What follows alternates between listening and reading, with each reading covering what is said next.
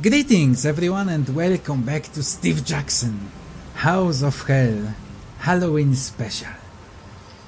Kind of, because since we keep going into the same places, I read about this game a little, and to win this game, which you're doing perfectly playthrough of, you have to have 8 fear, and you'll be able to finish the game if you want to step into like place where you can get in, get fear and get out, and you shouldn't go there whatsoever. And I don't think you can finish this game. This is one thing. So House of Hell is the hardest book Steve Jackson ever written. It's the most complicated book to finish. So you need to do it fucking perfectly to even be able to finish it. So I'm thinking, I just want to finish this game as the whole story. I could probably simply keep going, and the series would have like 20 episodes, and we would go to the fucking same places, and I kind of don't want it. So I thought I'm gonna just use a walkthrough, because I really would like to finish this game as a whole. This way you get to enjoy it, and this will be like one long video, and I have no fucking idea how long it will be. So I think, I hope this will be relatively interesting for you, and yeah, let's just jump right into it. I usually don't like using walkthrough unless I get stuck really badly, but I just don't want, I don't want to loop through the same fucking places, because this series will have like fucking no end. So, let's start the book. Yes? Okay, there's no turning back now. And since we're gonna use a walkthrough, I think we could go with hardcore mode. I think. Okay, fuck it, let's try it. Oh my god, my skill is 2 right from the fucking bed? Okay, fuck it. How bad could it be? Oh my god, my stamina is 15, that's even worse.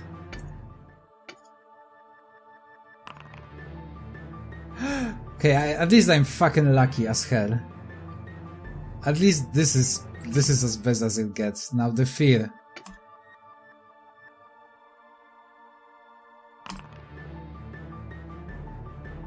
My fear is 9, which is just one more than I need. Just one fucking more. Okay, let's jump back into House of Hell, everyone. The rain spatters the windscreen relentlessly. You can see no more than a watery gloom as you strain forwards over the steering wheel to see the road ahead. Although the wipers flap violently, they are fighting a losing battle as the rain drives harder and harder. Your foot eases off the accelerator and headlights struggle to light up the road. Damn! You curse the white-haired old man, who sent you off along this bumpy track. Probably he meant the second turning on the left, or even a right turning. The old fool. Perhaps this is his idea of a joke. After all, didn't you notice a mischievous glint in his eye? Something vaguely sinister? But what sort of nonsense is this? So you've taken a wrong turn and go get caught in the downpour in the night. The rain will ease off soon. It can't possibly keep up this deluge for long. And then you'll be able to... Watch out! You spin the wheel frantically to the left to avoid the figure who from nowhere shows up in the headlights. The car booms and jolts as it bounces over the rocky roadside and thumps into a ditch. You collect your thoughts. You are unhurt but shaken. Then you remember what has happened. The body. You must have hit a figure that appeared. There was no way you could have avoided him. You spring out of the car praying that he is still alive. Your clothes soak up the rain as you hobble back to the road. In the darkness it is difficult to see anything, but there is no sign of a body. You consider the situation. Are you certain that it was someone and not a trick of the light? Yes. You can remember the arms held up in the fright as the car collided and the look of anguish on his face. His face. There was something familiar about that face. A man you recognize, an old man with white hair. Your haired lips. No, impossible. With a shiver of fury you race back to the car, jump inside, force the key into the ignition and twist it violently. The starter cows, splatters and dies. You hit the key again, but this time a single shudder is all the engine can manage. You grasp the wheel with your hands and shake it desperately as if to force some life into the car. But the battery is dead. Your car is certainly not budging from the ditch tonight. Your situation is hopeless, but now the plight of your car is paramount. Where can you get help? You passed the garage in the Mangleford, but that was some 20 miles away. As if an answer, a light appears in the distance. Someone has switched on a bedroom light. What a stroke of luck! It was at least 15 miles back that you passed a last house and you happen to have broken down just a short distance from someone's home. You button up your coat and open the door from outside the car. You can see the building more clearly just ahead on the left. A drive winds up to a large house. It is a good 5 minutes walk away, and by the time you reach it, you will be drenched. But how else can you call the garage? You can't afford to miss tomorrow's appointment. No. Go. You must. Anyway, you'll probably be able to dry off inside, phoning the garage. You slam the door, turn up your collar and set off for the house. A flash of lightning lights it up. Clearly for you, but in your preoccupation with the rain, the warning from above is wasted on you.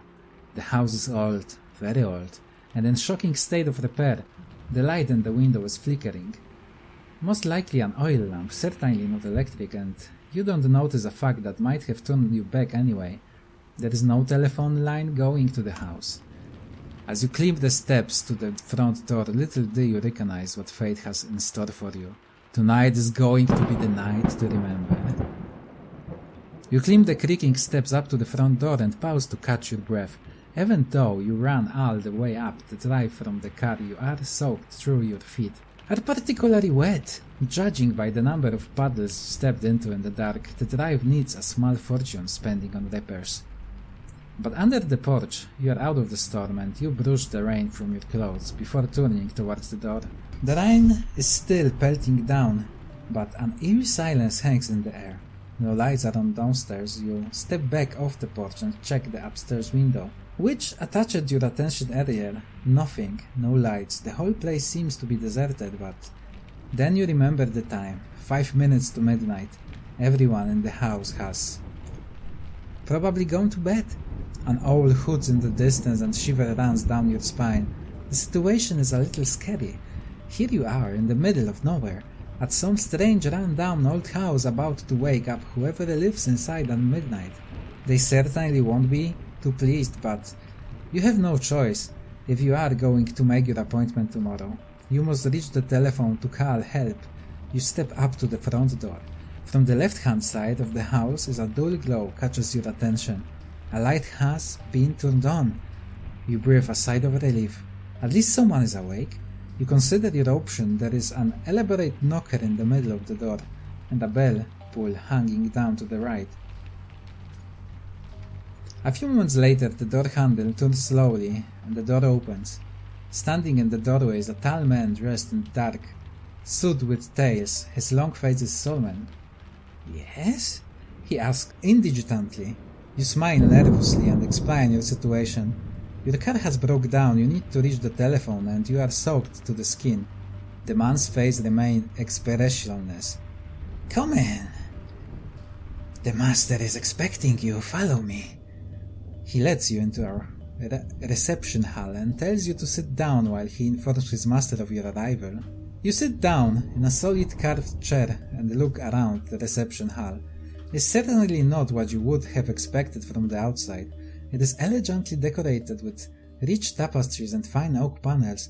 A number of portrait lines line the walls. A sturdy 16th century table is set against the wall.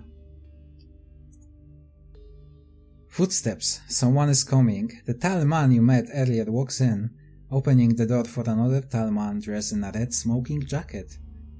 May I present Lord Kelnor, the Earl of Drama," the butler announces. The Earl holds out his hand and you shake it. His grasp is strong and his eyes pierce yours. His lips widen to a soft smile where you begin to tell him of your predicament, but he holds up his hand. Please, I can see that you have been caught in this filthy storm. Let us sit the fire and we will see whatever we can help.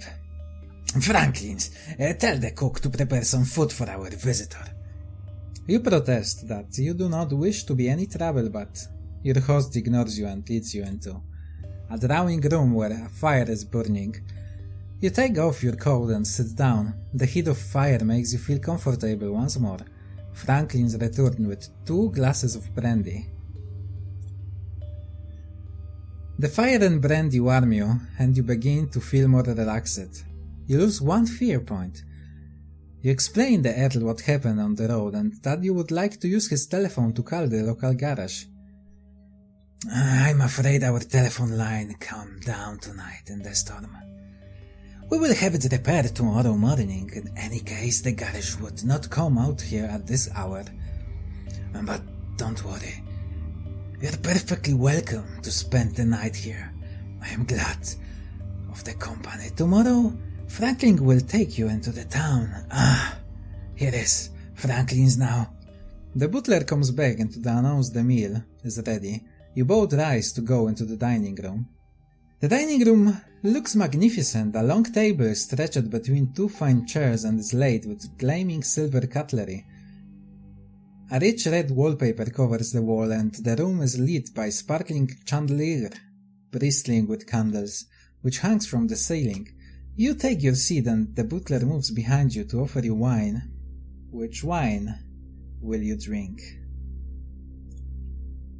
The wine is impeccable, a fine vintage.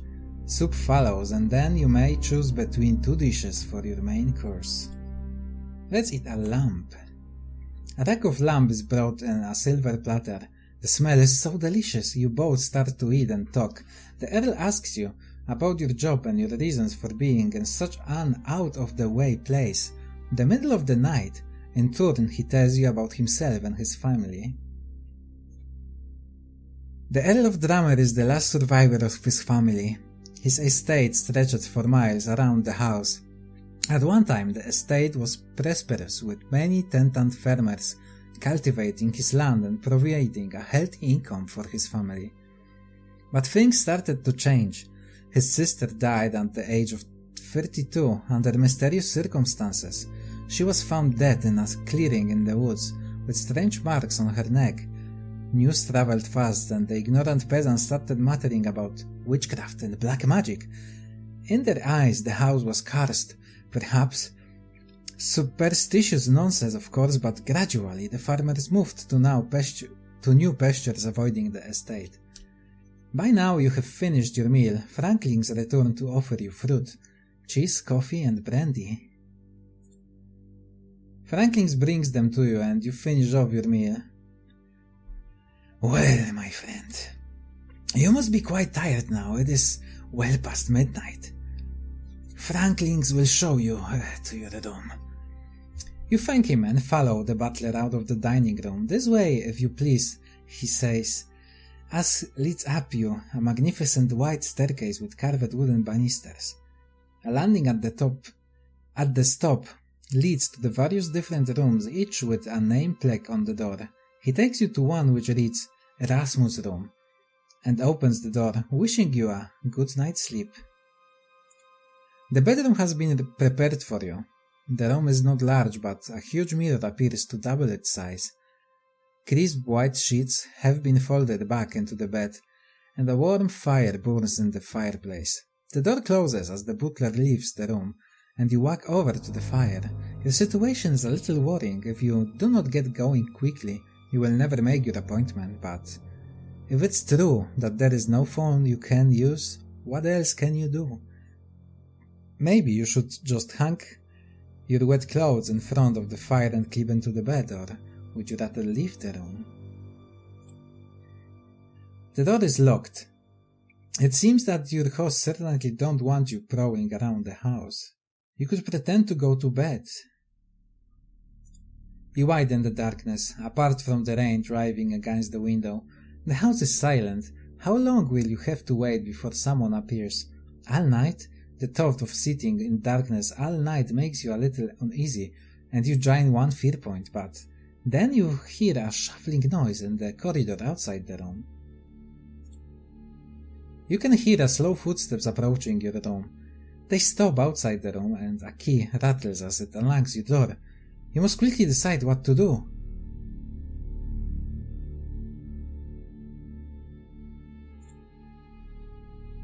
The door opens slowly and a man shuffles into the room carrying a glass containing a clear liquid. He appears to be bent double and his movements are slow. As he gets nearer to the bed, you realize he will soon notice that you are not there.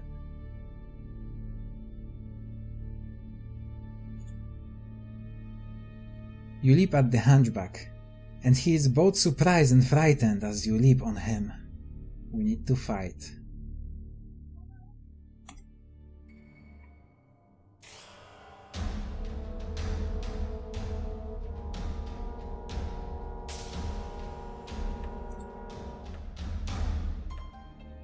The Hunchback puts his hand up and steps backwards.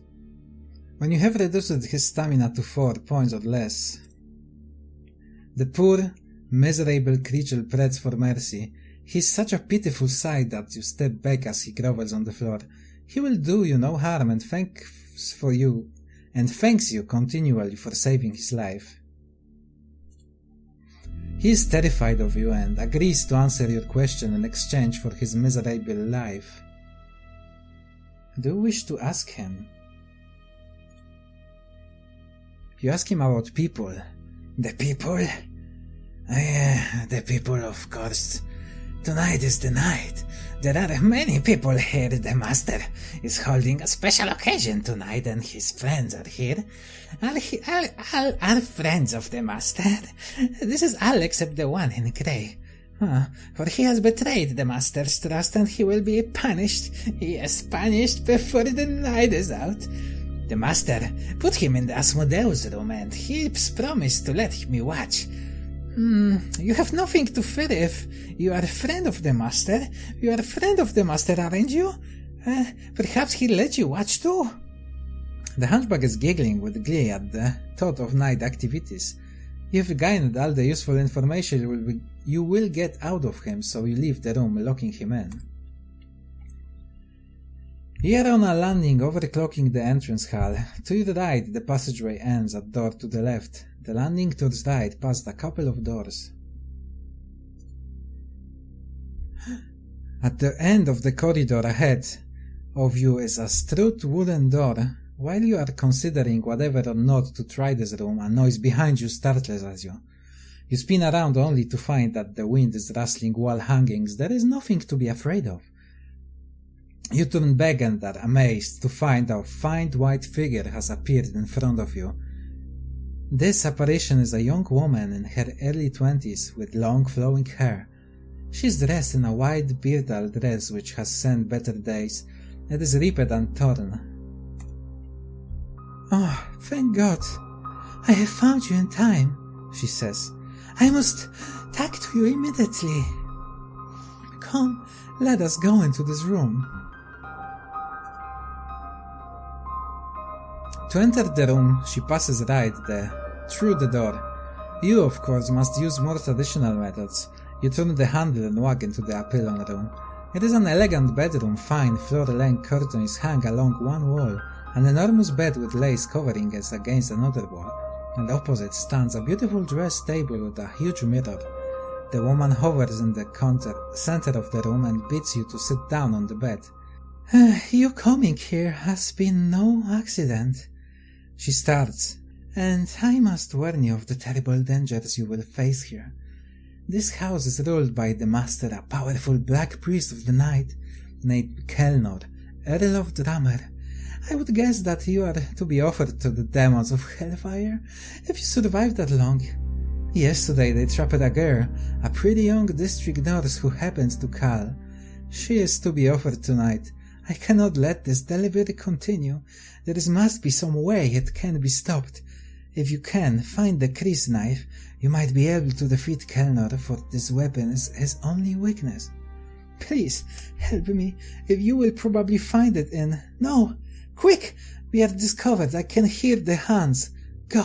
Leave this room. You stand up. She was right.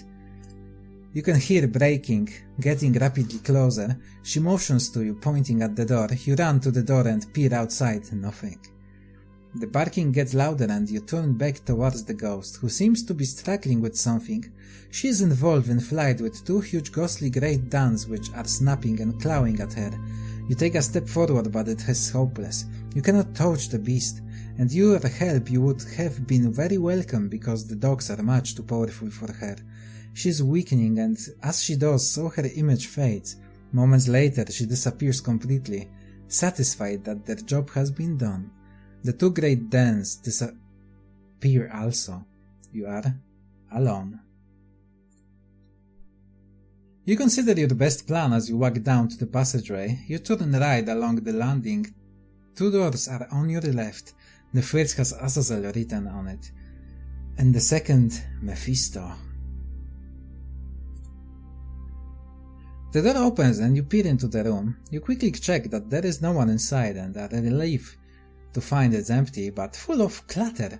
It seems to be a crude scientific laboratory of some sort, and a brass telescope points through the window towards the sky. Charts and mathematical tables are pinned to the walls. A human skeleton hangs from a hook on a bench and is covered with glass with vials and apparatus. They look like priceless antiques, and they were all probably made in the last century. You step into the room and close the door behind you. A squeaking noise from one corner makes you jump, but when you walk over you are relieved to find that the squeaking comes from 3 rats in a cage. You keep your ears peeled for sound visitors as you investigate the contents of the room. At the end of the bench is a rack which holds 4 glass vials, and each vial contains a colored liquid. They look like the results of someone's experiment. Are you willing to risk taking a sip of one of those liquids? If so, which color will you choose? You unstopper the vial and sniff the liquid. It smells of lemon. You raise the neck to your lips and take a sip. It tastes like a lemon juice. You swallow it and wait anxiously for any effects. Nothing happens, but this is understandable too, as the effects of this liquid will not become apparent until you have your next fight, for the liquid has healing powers and will protect you from injury. The sip you took was strong enough to heal the next 2 wounds received, and you will not lose any stamina from them.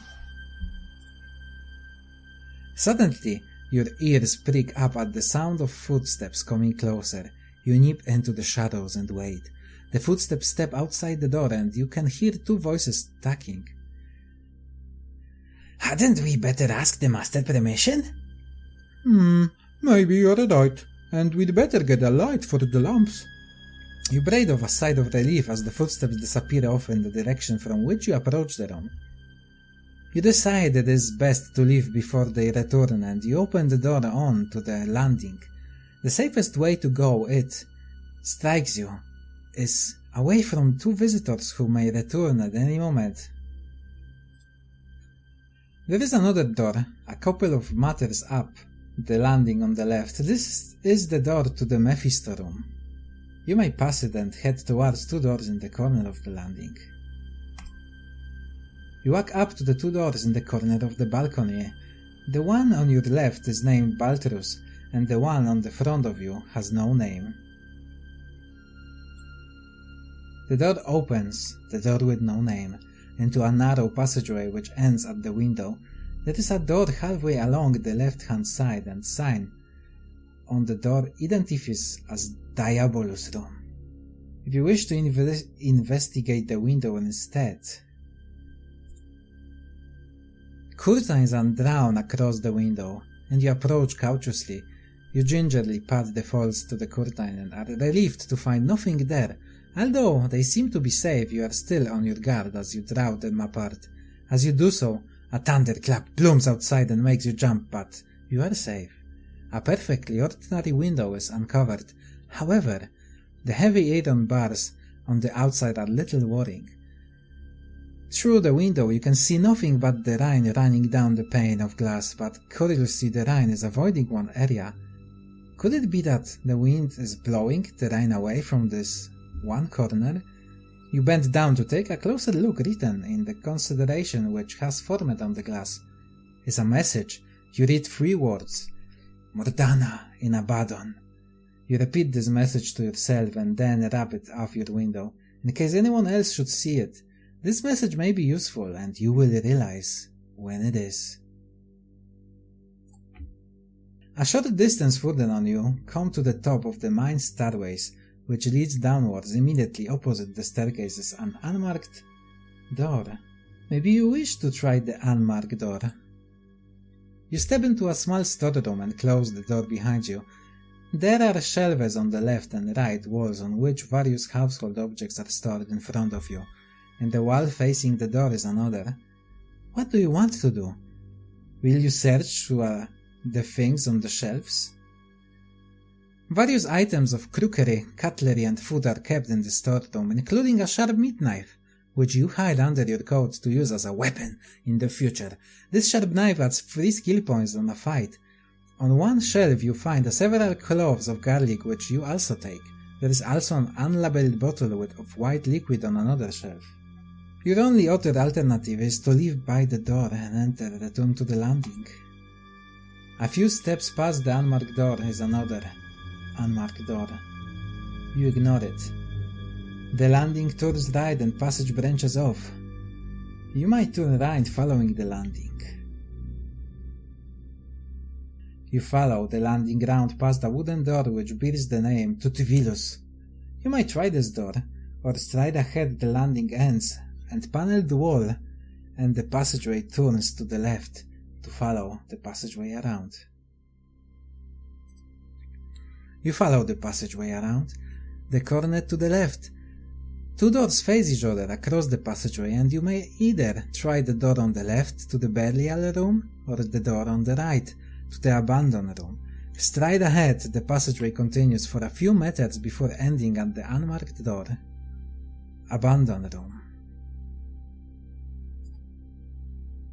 You enter a bedroom which is lit by a single candle burning by the bedside. A heavy, musk odor hangs in the air, which could come from all the plants which are standing in pots on the mantelpiece. Bedside table, dressers and shelves. Whoever used this room certainly liked plants. But another sight catches your attention and stops you in your tracks. Asleep on the bed is an old woman. It seems that she has not heard you yet, for she has not moved since you entered the room. Would you like to try and wake her up? You step over to the bed and shake the old woman gently, but as soon as you touch her watered skin, you jump back in horror. She is stone cold, dead. You gain 2 fear points for the shock. As you stand by the bed shivering, a low moan comes from the body. Its eyelids flick open and pure white eyes stare up at the ceiling. She has no pupils. You hear words coming from the old woman, yet her lips not move. "Stranger, how dare you invade the private bedchamber of the woman of the house?" she asks. You stammer an apologetic reply. She orders you, "Begone, intruder! Leave an old woman to die in peace." You try to ask her an information. "What business of yours is in this house?" she screams. "If you will not go off your own accord, then my hands will see off, and if they cannot, I will do so myself." With these words, a wooden panel slides open the wall. The 2 huge great giants spring out and attack. You must fight.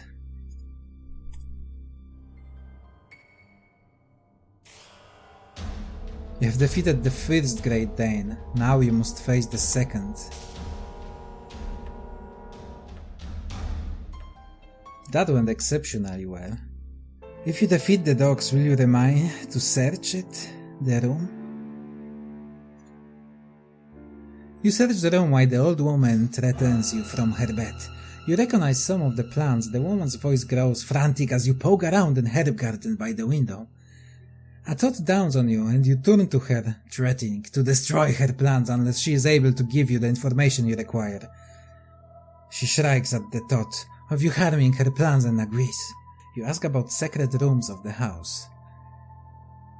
"Before I will answer your question," she says, "you must tell me something. What is my name?" Remembering the message in the window, you say, "Mordana." She curses. "Damn you, stranger! Alright then, I will answer your questions." "Secret rooms? You won't ask about that? Why, this house is riddled with secret passageways and secret rooms. Most are in the cellar though, but some of the upstairs passage leads to them. The most cunning secret room is the master's most trusted hiding place. It can only be reached by one way, and that is from under the stairs in the cellar. A password is needed, and I knew the old one, but it has recently been changed. Shekov will know the new password." The woman eyes close as if the conversation has been a great strain. You leave her be and consider the information you have been given. Having explored the most of the rooms upstairs, you decide to risk searching the ground floor. You follow the landing back round to the staircase and creep downwards. You walk down to the stair, cautiously looking in every direction. There is no one about. In the hallway below, you may choose to try the door on the left, or the door on the right, or walk up to the front door and open it. The door opens into a large but cozy drawing room. The dying embers of warm fire burn in the hearth. Comfortable chairs are arranged around the fireplace. 2 glasses and decanter stand on the glass-topped table between 2 chairs. There are plants in tall stands on either side of the windows, and there is no another door to the one you came in. You wish to explore the room further. Will you start looking through the ornaments on the corner shelf, or will you examine the fire and the mantelpiece?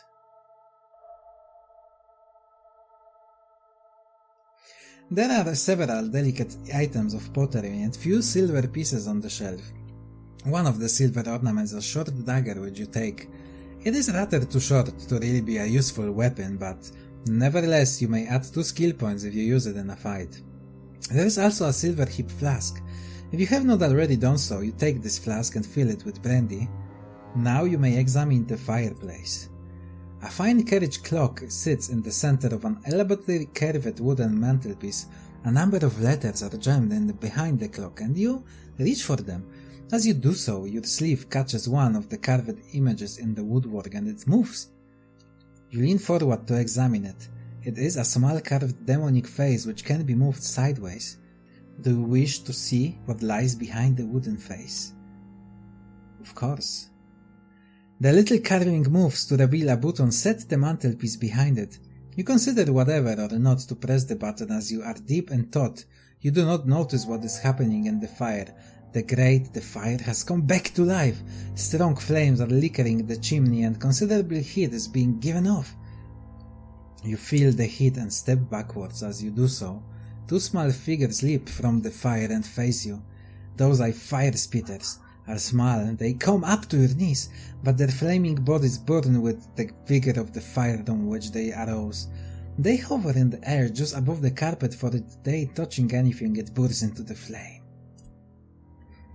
Do you wish to fight those creatures, or will you try another approach? How will you pay off those advancing creatures? Will you pick up the brandy decanter, or move slowly backwards towards the window? The fire spiders follow you as you back towards the window. Pretending to be terrified, you make for one of the plant pot stands and attempt to hide behind it. But when the sprites are near enough, you strike. Grabbing the large plant pot on the top of the stand, you hurl to the contents over the little creatures. The soil covers them and doses their flames. In an instant, they have disappeared. You step back up to the fireplace and examine the secret button again. Will you press it? You press the button and hear a small click, then you hear another sound and you swing around to face the corner shelf. Beside this shelf, a sliding panel has opened in the wall. You walk over to investigate and bend down to look at the opening. Too late. You realize that the panel has revealed not a tunnel at all but a false opening. The wall behind is solid, but it has served its purpose. You have been lured into a trap. You are standing on a trap door which opens beneath you and you fall downstairs. Down you fall for several meters until you finally land in a heap on something soft at one fear point for the fright. You are lucky. You are unhurt. You pick yourself up and verify there is no serious damage. You have landed on a mound of earth and hay. You realize that you are in a cellar underneath the house. The room is fairly small with one door. Outside you can hear a shuffling noise coming closer. Will you spring behind the door to surprise whatever is approaching? The door slowly opens and you hold yourself close to the wall. The man who enters is short and stocky and appears to be bent double. He is not armed. He peers into the room and scratches his head. Evidently he has heard something and is perplexed at finding nothing in the room. Will you step forward and announce yourself? You cough lightly and step forward. The man turns towards you and jumps back, startled. You apologize for frightening him and explain your situation. He eyes you suspiciously and calms down, saying, "Of course, I'll help you, follow me." As he turns and walks through the door, you can see that he is not bent over double but has a hunchback. You follow him from the room. As you leave the room, the hunchback limps along, muttering to himself, "I wish the master friends would not just drop in on me like that," he mumbles, "giving me so much fright and all, especially on the night like tonight." He leads you along until he reaches a door on the left. "Keep on going until you reach a staircase, then go up into the house. I've got to work to do. I got work to do, yeah, down here." Do you recognize the hunchback? Have you met him before? You met this hunchback before. You recognize the hunchback as the man who brought you a drink upstairs. Will you jog his memory by turning to 1-8, or would you rather have your revenge and attack him? The dull-witted hunchback seems to vaguely remember your face. You start to chat to him and find that he is quite flattered that someone wants to talk to him. He tells you that his name is Chekhov, and he lives in the cellars beneath the house. Do you wish to ask him about secrets of his cellars, or if you have any brandy with you, you may pull it out and offer him drink? Hit! Esmeralda gets a hunchback drunk. His eyes light up at the sight of the brandy. You put a little into the cup of his hip flask and pass it to him. He gulps it down and licks his lips. After 2 more cupfuls, he is definitely slurring his speech. You tell him that you have heard the secret passageways in the cellar and that you would be very interested in being shown around by someone as knowledgeable as he is. Your flattery and the brandy have their despair effect. Probably he tells you all about his cellars, much more than he should, of course. Of course, not everyone can get around these cellars. You got to know the password to get through some of the secret doors, and the master keeps changing the password to protect his secrets. In fact, only yesterday he changed the password from Grave Me to what is it now? It's on tip of my tongue. I should remember it because it's like the name of the house, but mixed up. My mind's mixed up. It must be your brandy. He steps back, realizing he's said enough. You try asking him more, but he will not speak. Instead, he turns towards the door in the left-hand wall and leaves you, pointing down to the passageway and mumbling something about upstairs. You decided to follow the passageway in his direction. The passageway widens into a small chamber. Although it's dark, you can see a staircase going up a few meters ahead of you. To your right, the chamber opens up into a wide area. You step forwards and almost immediately, a twittering noise puts you on your guard. Suddenly you feel something land on your hand and dig sharp claws into your scalp. You gasp and swat it away. Your hand touches a small leathery body and a pair of wings. start to flap as it rises from your head. Bats! A number of them are flapping around your head, dartling and scratching with their claws. You gain 1 fear point for the shock. You try to hide under the stairs. You shelter under the stairs and fend off the bats with your hands. They soon discover that they cannot get at you while you are tackled away, and they flap off back to the corner from which they came. When all is quiet again, you may decide your next move. Will you head up the stairs and open the door at the top? Perhaps you want to remain to explore the bat's chamber. Or do you have some knowledge that would be useful right now that was given to you by an old woman? If you do, if you wish to look for secret doors, you feel around the wall, raping the brick with your knuckles. Your heart leaps as you find a hollow area. You trace at it. Your fingers and the area is roughly the shape of a small door. Do you wish to look for a catch which will open the door, or will you try the password? You stand back from the secret door and say your password. Which word will you choose? Pravemi, Goathead, Murder, Chris. So the password is murder because it's mixed up words of the family name, which is drummer. The rock creaks and dust rises as the wall starts to move. A crack appears in the brickwork and slowly a secret door opens. But to your surprise, the door opens onto one side of the hollow area you found. Perhaps this was merely a decoy. Moments later, the door has opened wide enough to let you see inside. You can see a small chamber with a table standing in the center. On the table is a box. If you wish to enter, you step into a small room, glancing around to make sure you are safe. You walk up to the table. The rest of the room is bare except for the table and the box which rests on it. Could this be the one you are looking for? It is a handsome, rectangular box made of wood with brass fastenings. It looks like a case for a pair of dueling pistols. You undo the catch and flick back the lid. Your eyes light up as the lid falls back. The box is lined with a red velvet and there is in the middle pearl-handled dagger. Its silver blade is wavy, but it's finely polished and razor sharp, and the inscription the wooden top reads, "The Chris Knife, a blade fashioned for the glorification and pleasure of the demons of hellfire. Our true master is to be used only by initiates, never to be wielded in the presence of the masters. A sense of awe fills you as you pick up the knife. You turn it over tenderly in your hands and then place it in your pocket. For this find you gain 3 luck points. Now you must decide what to do next.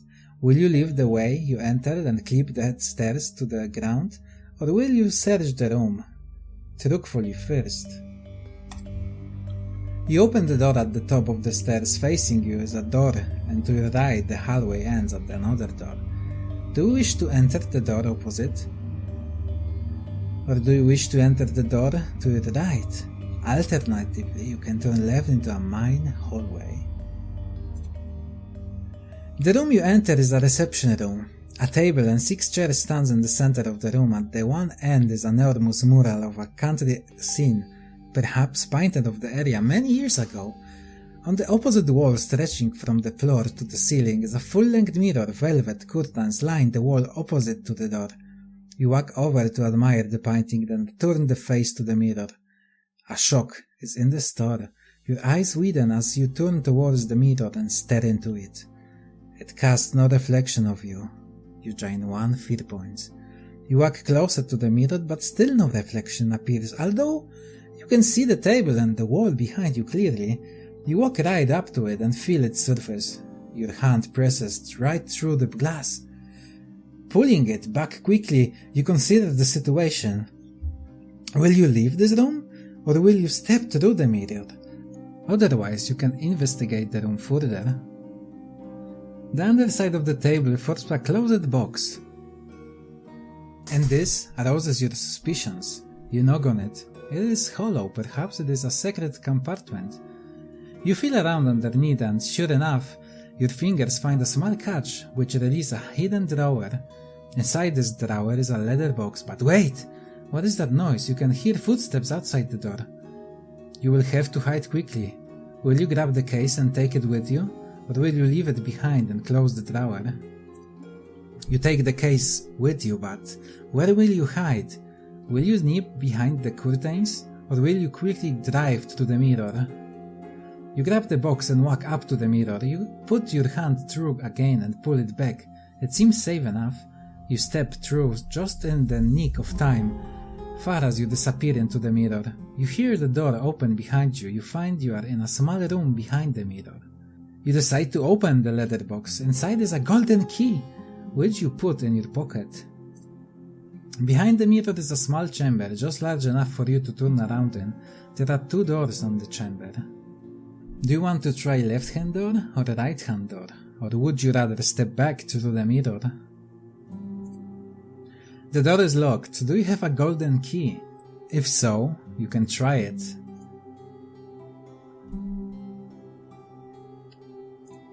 The golden key fits the lock and turns. The door opens to let you into another smaller room. The dust and cobwebs suggest that this room is very rarely used, and it certainly looks fairly uninteresting. But in the thick dust on the floor, you notice one footprint, then another. Someone has been in here recently. The footprints lead towards the right-hand wall around the door. Behind a loose stone is in the wall. You find what it was that this visitor came to hide. A large cast iron key. You pick it up and examine it. It is a heavy and fairly crudely made and has the number 27 cast into it. You put this in your pocket. Nothing else of interest seems to be in the room, but you gain 2 luck points for this find. Now you must leave the chamber. Do you wish to try the other door, or would you prefer to step back through the mirror? You wait until there is a silence in the drawing room and step carefully back through the mirror into the room.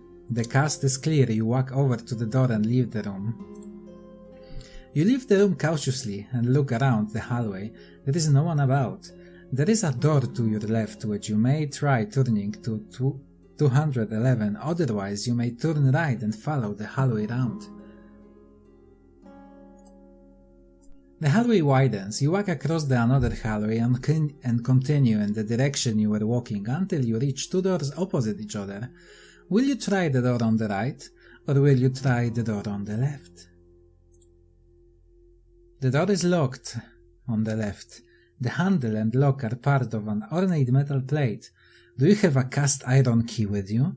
If so, the key turns and the door opens. You step into the dining room. The long table is set for 2 with fine silver. A sparkling chandelier fuzzstone with candles lights the room. The walls are covered with plush red wallpapers. Full-length curtains are drawn along one of the walls. You are prepared for your battle. A rope hangs down by the curtains. You can pull this if you wish to ring for the butler, otherwise you can check around the room for signs.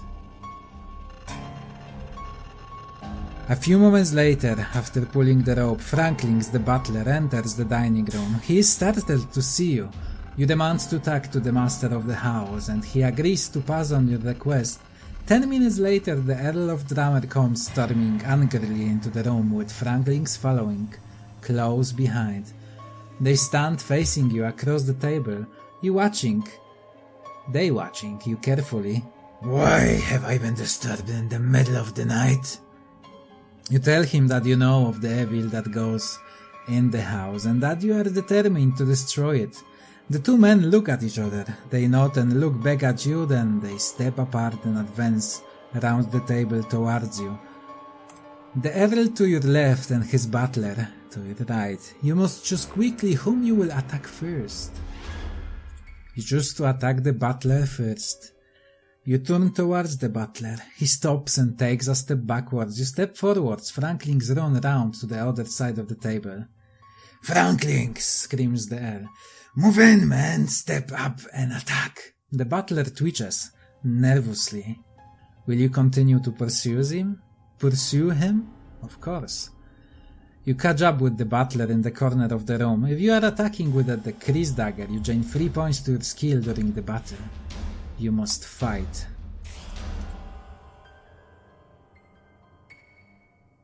Frankling screams when you hit him. The sound is almost unbearable. This is not good. You catch up with the butler in the corner of the room. When you have inflicted your first wound of the Franklings, the butler screams as your blow strikes him.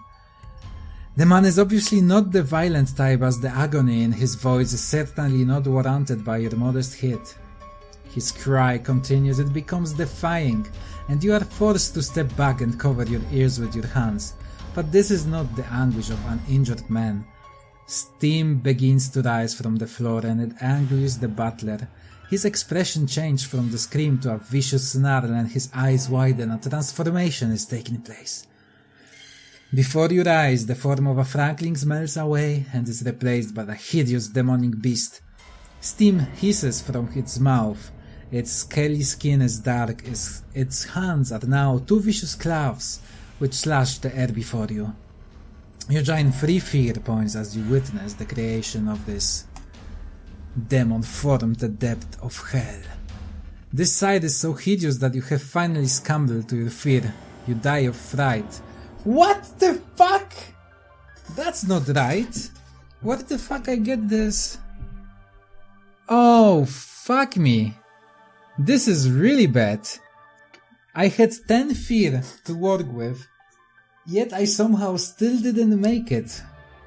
And I was missing 1 fucking fear. Are you shitting me right now, game?